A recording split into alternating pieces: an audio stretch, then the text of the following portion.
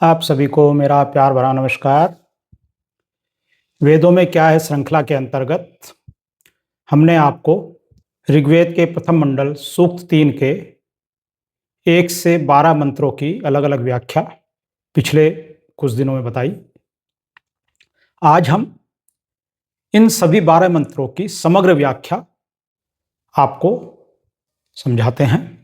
ऋग्वेद का प्रथम मंडल सूक्त 3, जिसके देवता अश्विनी कुमार हैं, के 12 मंत्रों का समग्र संदेश यह है कि अश्विनी देवता जीवन के चिकित्सक, आरोग्यदाता और कल्याणकारी शक्तियों के प्रतीक हैं। वे रोगों का निवारण करते हैं, जीवन में ऊर्जा और सौंदर्य भरते हैं और मनुष्य को स्वास्थ्य, दीर्घायु तथा समृद्धि प्रदान करते हैं।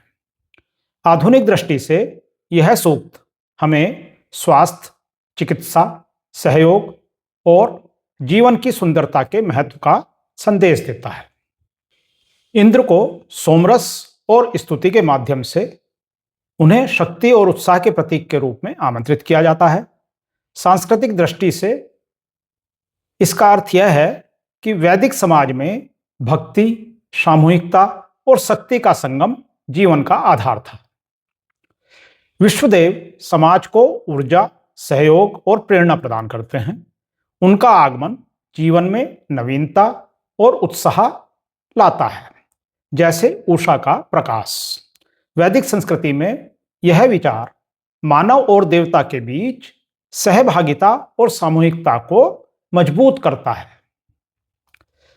जब समाज सत्य बोलता है, शुभ विचार करता है और ज्ञान की धारा में प्रवाहित होता है, तभी धर्म और संस्कृति पुष्ट होती है।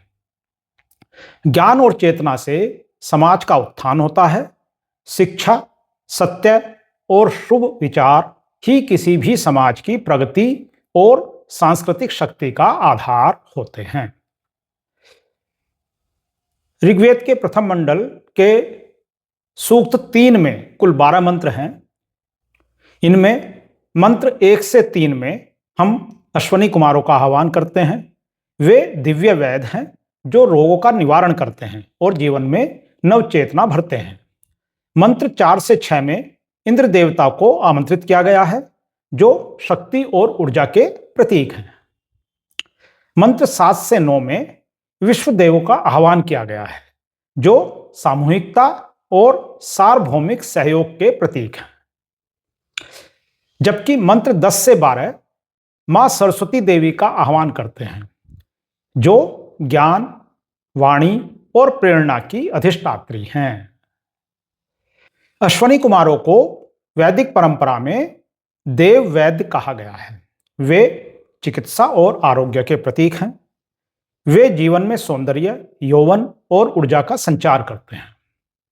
अश्विनी कुमार जुड़वा देवता हैं, जो सहयोग और समन्वय का संदेश देते हैं।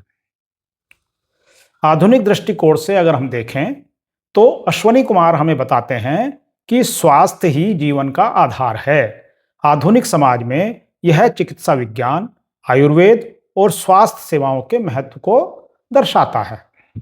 सहयोग और साझेदारी, जुड़वा देवता होने के कारण वे सहयोग और साझेदारी का प्रतीक हैं।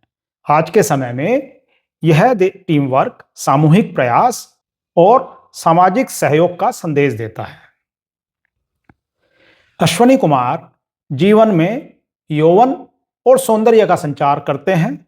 आधुनिक दृष्टि से यह हमें स्वस्थ जीवन शैली, व्यायाम और मानसिक प्रसन्नता की ओर प्रेरित करता है। इस सूक्त में इंद्र अर्थात शक्ति, विश्वदेव अर्थात सामूहिकता और सरस्वती अर्थात ज्ञान का भी आह्वान किया गया है। यह बताता है कि जीवन में स्वास्थ्य, शक्ति, सहयोग और ज्ञान का संतुलन अति आवश्यक है। इस प्रकार अगर हम देखें तो ऋग्वेद का यह सूक्त हमें सिखाता है कि स्वास्थ्य, सहयोग, शक्ति और ज्ञान ये जीवन की स्थायी नींव हैं।